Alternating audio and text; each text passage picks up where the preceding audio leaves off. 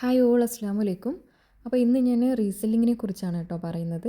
ഇതിന് മുന്നേ ഞാനൊരു വീഡിയോ ഇട്ടിട്ടുണ്ടായിരുന്നു റീസെല്ലിങ്ങിനെ കുറിച്ച്. അപ്പോൾ ഒരുപാട് പേര് അതിൻ്റെ ഡൗട്ട്സും കാര്യങ്ങളുമായിട്ടൊക്കെ മെസ്സേജ് അയക്കുന്നുണ്ടായിരുന്നു.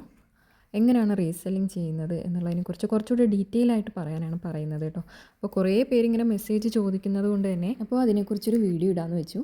റീസെല്ലിംഗ് എന്ന് പറയുമ്പോൾ നമുക്ക് വീട്ടിലിരിക്കുന്ന വീട്ടമ്മമാർ അല്ലെങ്കിൽ പുറത്ത് പോയി ജോലി ചെയ്യാൻ പറ്റാത്തവരൊക്കെ ഉണ്ടാവുമല്ലോ. അപ്പം അങ്ങനെയുള്ള ആർക്കും ചെയ്യാൻ പറ്റുന്ന ഒരു ജോബാണ് റീസെല്ലിംഗ് എന്ന് പറയുന്നത്. ഇത് ഞാൻ കഴിഞ്ഞ വീഡിയോയിലൊക്കെ പറഞ്ഞിട്ടുള്ളതാണ്. അപ്പോൾ വളരെ ഈസി ആയിട്ട് നമുക്ക് ചെയ്യാൻ പറ്റുന്ന ഒരു ജോബാണ് കേട്ടോ. അപ്പോൾ അതിന് നമ്മൾ ചെയ്യേണ്ടതെന്ന് വെച്ചാൽ, ഇപ്പോൾ ഞാൻ എൻ്റെ വാട്സപ്പ് ഗ്രൂപ്പിൽ ഞാൻ പ്രൊഡക്റ്റുകൾ അപ്ഡേറ്റ് ചെയ്യുന്നുണ്ട്. ഇതൊക്കെ നമുക്ക് ഡയറക്റ്റ് തന്നെ യൂണിറ്റ് റേറ്റിൽ നിന്നും ഡയറക്റ്റ് കിട്ടുന്ന പ്രൊഡക്റ്റുകളാണ്. അപ്പോൾ അത് ഇപ്പം എന്നോടൊപ്പം വർക്ക് ചെയ്യാൻ താല്പര്യമുള്ളവരാണെങ്കിൽ ഞങ്ങളെ ഗ്രൂപ്പിൽ ജോയിൻ ആവാം.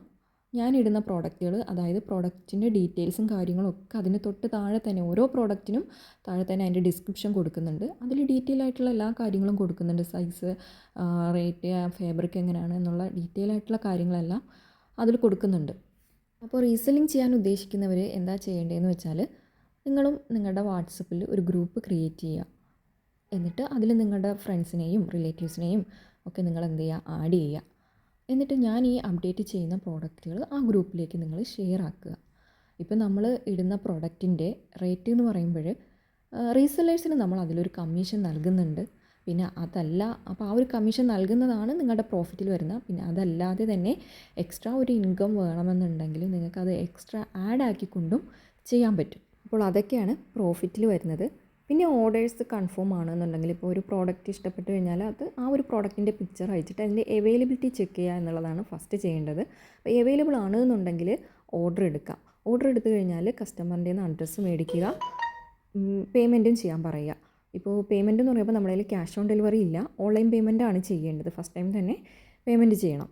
അതിൽ നിങ്ങളുടെ കമ്മീഷൻ കഴിഞ്ഞുള്ള ആ ഒരു എമൗണ്ടാണ് നമ്മൾക്ക് പേയ്മെൻറ്റ് ചെയ്യേണ്ടത്. അപ്പോൾ ഡയറക്റ്റ് തന്നെ പ്രോഡക്റ്റ് കസ്റ്റമറിൻ്റെ അഡ്രസ്സിലേക്ക് എത്തിച്ചു കൊടുക്കും. ഇതിനിടയിൽ നിങ്ങൾ ചെയ്യേണ്ട കാര്യം ഓർഡേഴ്സ് എടുക്കുക എന്നുള്ള ഒരൊറ്റ കാര്യം മാത്രമേ ചെയ്യേണ്ടതുള്ളൂ. അപ്പോൾ ഇതുവഴി നല്ല രീതിയിൽ ഏണിംഗ് ചെയ്യാൻ പറ്റുന്ന ഒരു ജോബ് വേക്കൻസിയാണ്. എത്രത്തോളം ഓർഡേഴ്സ് കൂടുതൽ കിട്ടുന്നോ അത്രയും തന്നെ നല്ല രീതിയിൽ വരുമാനം ഉണ്ടാക്കാൻ പറ്റും കേട്ടോ. ഒത്തിരി റീസെല്ലേഴ്സ് ഞങ്ങളോടൊപ്പം ഇപ്പോഴും വർക്ക് ചെയ്യുന്നുണ്ട്.